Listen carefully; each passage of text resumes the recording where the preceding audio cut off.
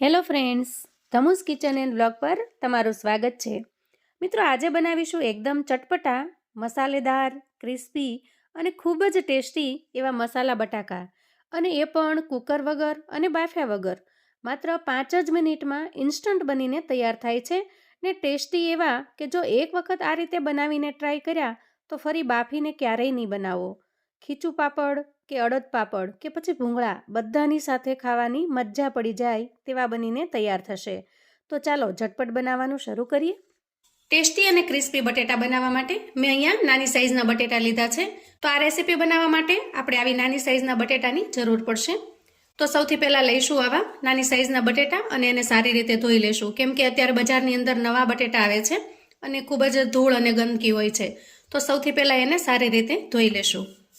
તો અહીંયા જુઓ, બટેટાને આપણે પાણીની અંદર ખૂબ ઘસી અને ધોઈ લેવાના છે.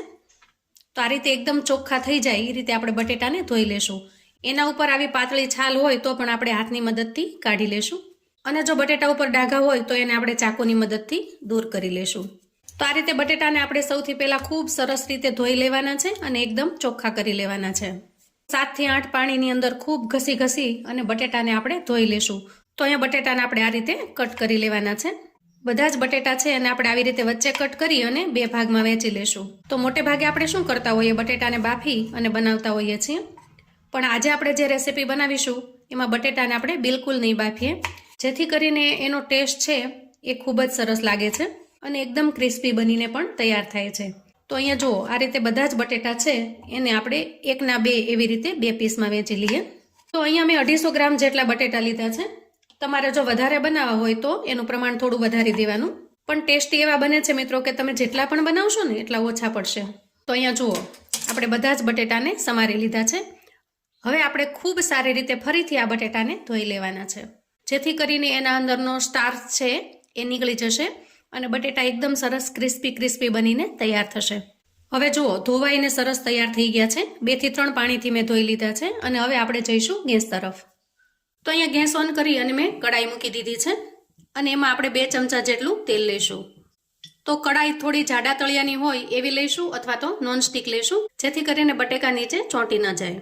હવે તેલ થોડું ગરમ થઈ જાય એટલે આપણે એમાં 1 ચમચી જેટલું જીરું નાખીશું અને જીરું સારી રીતે સતળાઈ જાય એટલે આપણે બટેટાને એમાં ઉમેરી દઈશું.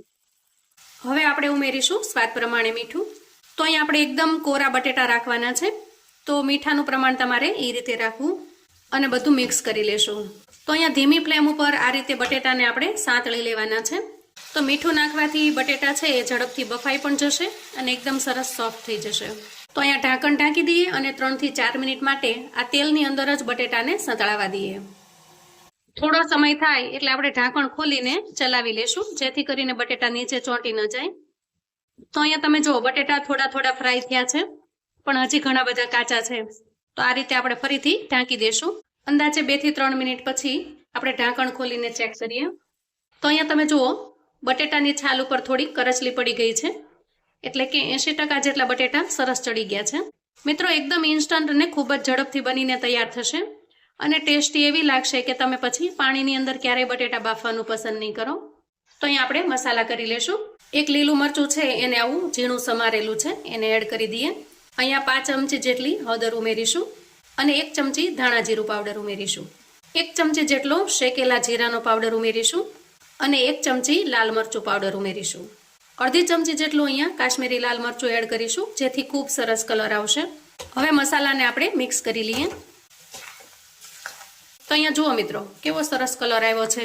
આપણે બટેટા ભૂંગળા બનાવીએ ત્યારે જેવા બટેટાનો કલર હોય એવો જ સરસ બનીને તૈયાર થયો છે, પણ આપણે અહીંયા બાફ્યા વગર એકદમ કુરકુરા અને ક્રિસ્પી બટેટા બનાવીને તૈયાર કર્યા છે. મસાલા મિક્સ કર્યા પછી આપણે અડધી મિનિટ જેટલું ઢાંકણ ઢાંકી દઈએ, જેથી મસાલા અંદર સારી રીતે ચડી જાય. અને હવે ઢાંકણ ખોલી લઈએ. અહીંયા જુઓ, મસાલો ખૂબ જ સરસ સારી રીતે મિક્સ થઈ ગયો છે. તો આ રીતે તમારે બટેટાને ચેક કરવું હોય તો જરા આમથી સ્પેચ્યુલા દબાવવાનું. તમે જોઈ શકો છો, બટેટું એકદમ સરસ ચડી પણ ગયું છે. જુઓ, આ રીતે ચેક કરશો તો ખ્યાલ આવી જશે, બટેટો ખૂબ જ સરસ ચડી ગયું છે અંદરથી પણ. મસાલા કરતી વખતે આપણે ગેસની ફ્લેમને ધીમી જ રાખીશું. હવે અહીંયા 5 ચમચી જેટલો તીખાનો પાવડર કરેલો છે એને એડ કરું છું. 1 ચમચી આમચૂર પાવડર ઉમેરીશું, જેથી કરીને એકદમ સરસ ખાટો મીઠો ટેસ્ટ આવશે. અને થોડો ગરમ મસાલો એડ કરીશું. તો ગરમ મસાલો નાખવાથી એકદમ રેસ્ટોરન્ટ સ્ટાઇલ આપણને ટેસ્ટ આવશે. અને થોડી કોથમીર એડ કરીશું. આ બધી જ વસ્તુને આપણે સારી રીતે મિક્સ કરી લઈએ.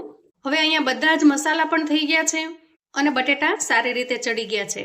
તો અહીંયા 1 મિનિટ જેવું ઢાંકણ ઢાંકી દઈએ અને ગેસની ફ્લેમને આપણે બંધ કરી દઈએ. તો આવી રીતે બંધ કરીને ઢાંકી રાખવાથી અંદરની વરાળથી બટેટા છે એ એકદમ સરસ સોફ્ટ થઈ જશે અને કુરકુરા પણ રહેશે. તો થોડો સમય ઢાંકી રાખ્યા પછી આપણે લીડ લઈ લેશું. અહીં તમે જોઈ શકો છો એકદમ મસાલેદાર બટેકા બનીને તૈયાર થઈ ગયા છે અને ટેસ્ટી તો ખૂબ જ લાગે છે મિત્રો, મસાલાથી ભરપૂર. હવે આપણે બટેટાને સર્વ કરી લઈએ. તો જુઓ તૈયાર છે એકદમ ટેસ્ટી અને એકદમ ક્રિસ્પી એવા કુરકુરા આલુ, જેને હિન્દીમાં કુરકુરા આલુ કહેવામાં આવે છે. બાફીને બનાવેલા બટેટા કરતાં આ રીતે બનાવેલી આ ડીશ તમને ખૂબ જ પસંદ આવશે. અને એક વખત જો તમે આ રીતે બનાવી લેશો તો ફરી બાફીને ક્યારેય નહીં બનાવો. તો હવે જ્યારે ક્યારેય પણ તમને કોરા બટેટા ખાવાનું મન થાય તો તમે ઝટપટથી આ ડીશ બનાવીને તૈયાર કરી શકો છો. બાફવાની ઝંઝટ વગર એકદમ ટેસ્ટી બનીને તૈયાર થશે. ભૂંગળાની સાથે કે પાપડની સાથે કે પછી ખીચું પાપડની સાથે ખૂબ જ ટેસ્ટી લાગે છે અને એકદમ યમી લાગે છે. તો ભૂંગળા બટેટાના સ્વાદથી જો કંઈ અલગ સ્વાદ કરવા માંગતા હો તો એક વખત ચોક્કસથી ટ્રાય કરજો અને આ કોમ્બિનેશન તમને ખૂબ જ પસંદ આવશે. જુઓ આ રીતે ખીચું પાપડની સાથે પણ ખૂબ જ ટેસ્ટી લાગશે અને ખાતા જ મજા પડી જાય એવું ટેસ્ટી બનીને તૈયાર થાય છે. મિત્રો આને તમે ઇન્સ્ટન્ટ બનાવીને એન્જોય કરી શકો છો. સાંજની નાની મોટી ભૂખમાં કે બાળકોને ટિફિન બોક્સમાં પણ બનાવીને આપી શકો છો. ખૂબ જ ટેસ્ટી લાગે છે. તો મિત્રો આવું અવનવું જાણવા માટે ચેનલ પર જો તમે નવા છો તો ચેનલને સબસ્ક્રાઈબ કરો. વિડીયો ગમે તો લાઈક અને શેર કરો. તમારા સગા સંબંધી મિત્રોને પણ આપણી આ ક્રિસ્પી બટેટાની રેસિપી ચોક્કસથી મોકલી આપજો, જેથી એ લોકો પણ બનાવીને તૈયાર કરી શકે અને પોતાના પરિવારને પીરસી શકે. તો મને આશા છે કે આજની નાસ્તાની રેસિપી તમને ખૂબ જ પસંદ આવી હશે. ફરી મળીએ એક નવી રેસિપી સાથે. ત્યાં સુધી આવજો.